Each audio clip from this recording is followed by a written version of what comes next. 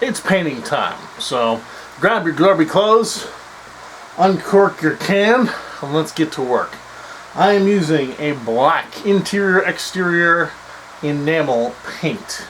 It is the Valspar 222145 black. If you care, you can get away with some exterior paint, some outdoor paint. I like a dark tombstone, so I'm going with black. If you want a lighter tombstone, go with white. Make your undercoat kind of reflect the tint of what you want your final product to be. So, there we go. Steps. In order, okay. It's dry, and what you might have are some little flaky bits on your wood filler lining. 9 times out of 10, just a quick skirt off is enough to cause any flaky little pieces to pop off. Mine's not too bad, so I'm really not at all worried.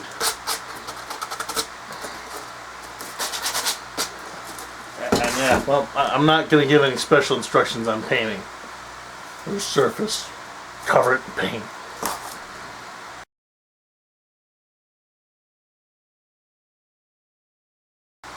The front will be the most challenging part to paint, obviously, because you've got texture, cracks, recessed pieces. I was half tempted to break out the airbrush for this one, but I've painted them all in the past with a brush, so I figured I would go ahead and do this one this way. Plus, my airbrush doesn't exactly hold enamel paint, so I figured I would just go ahead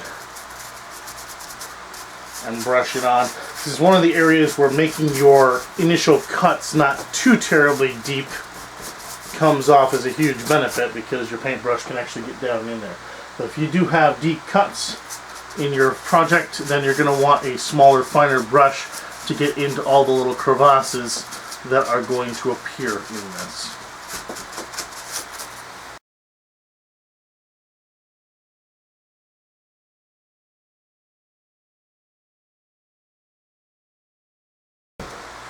I should also note, you could use a spray paint at this point, but be careful. Spray paints in their propellant, the propellant of a spray paint will dissolve the foam.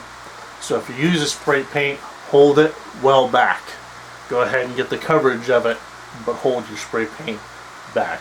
I may use a spray as just a final little recourse to make sure I get into all the little knobbly bits that I've got here that the paintbrush, for one reason or another, just either refuses to get into or would take way too much time and effort to get into.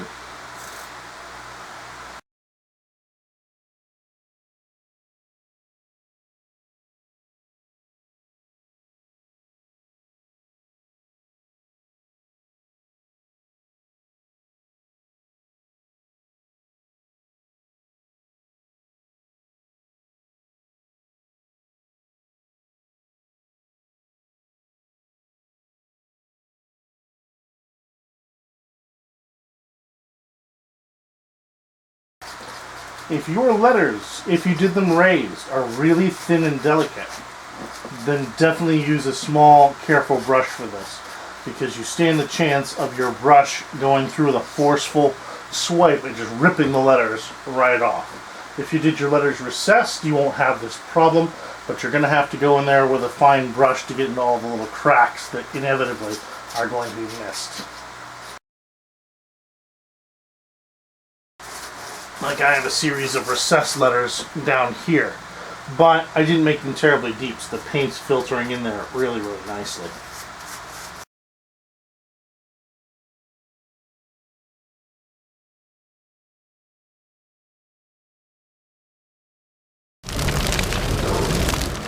Alright, 2 things happened in that little interruption. Number 1, I got a Skype call. Number 2, I got really, really curious as to just how much more effective it would be to hit this with a spray. So I'm going to be really stupid. Thank God I've got a respirator, otherwise I would never, ever, ever do this inside.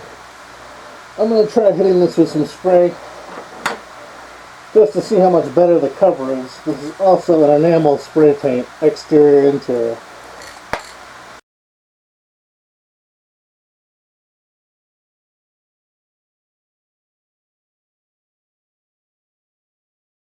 Well, that went a lot faster.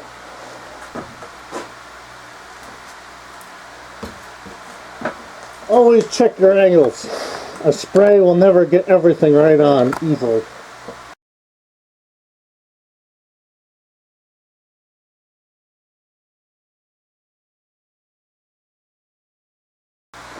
Yeah, I'm very glad I did that. That was much simpler. Saved me about an hour of screwing around with the small brush.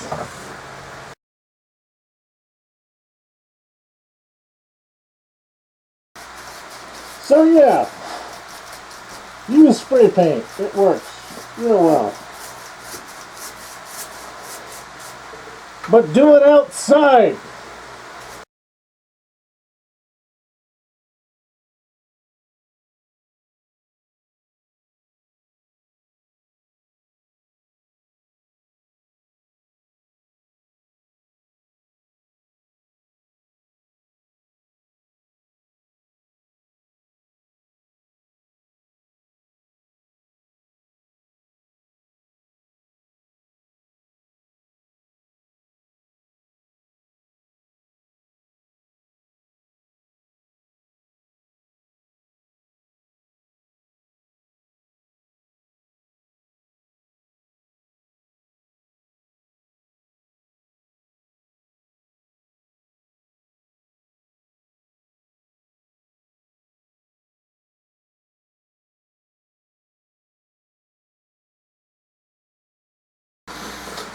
Okay, even though the spray did very well and covered, there are still some spots in here that are just a little bit too pinkish for my liking. So I'm going to go over them just a little bit more with the brush and get them all as dark as I want. Obviously, the end goal of this is you should not see any of the pink of the insulation, because the day we get a pink tombstone, hilariously inappropriate joke. Fill that in. Alright.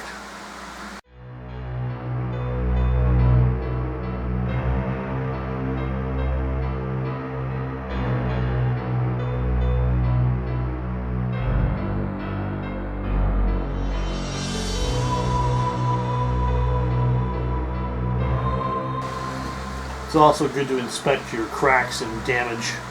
Make sure that you've got no pink showing in there, because it's very easy for bits to be missed.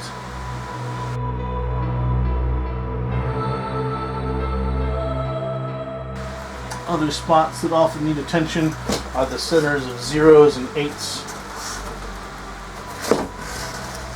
Paint, even spray paint, will have trouble getting into those depressions.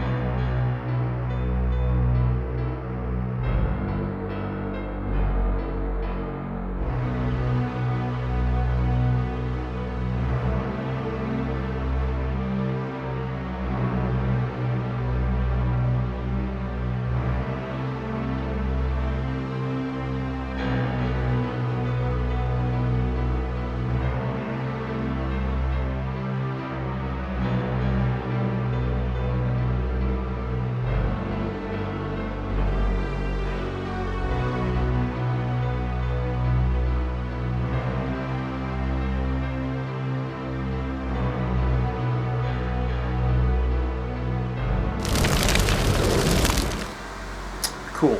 Our stone is all darkened up. It's in good shape. It's now time to make it look like a stone. So grab your favorite stone colored paint. I'm just using a nice gray latex thing. Paint and primer, Valspar, flat exterior paint, blah blah blah blah.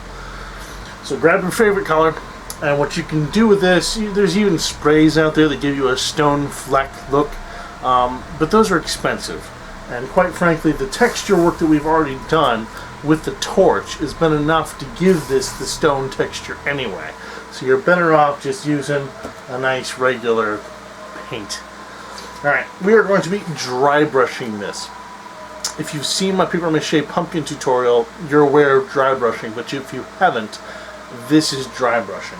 We've got a lot of beautiful texture on our stone. Now what we've got to do is we've got to make that texture pop out. To do this, we've got our paint and we've got some sort of throwaway paint palette. What we're going to do is grab just a little bit of paint on the brush, and then we're going to get a lot of it off. There's just a little bit of paint on here. And then we're going to run this dry brush over the stone. And this is going to make all the texture that's hidden there in the blackness come out.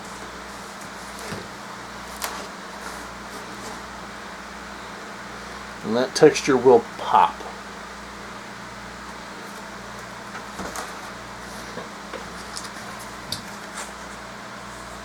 And this is dry brushing. A very wonderful technique for revealing hidden awesomeness beneath the stones. Or really on any surface that you choose to put in. Any edge that is higher up, raised up, will be highlighted.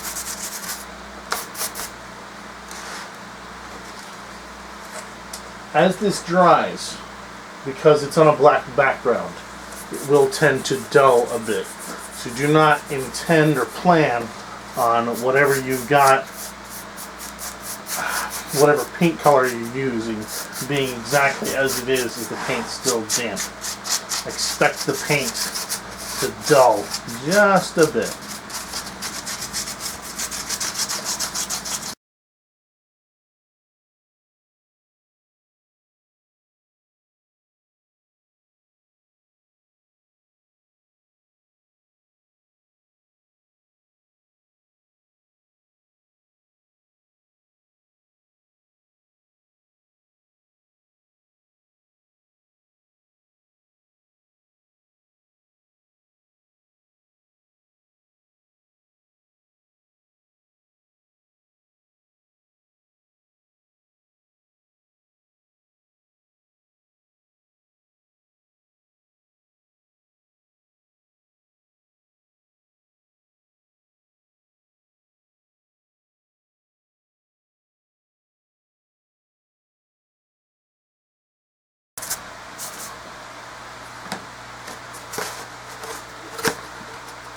Another benefit of the dry brushing technique is that it tends to dry very, very rapidly, especially if you've got a fan on it like I do right now.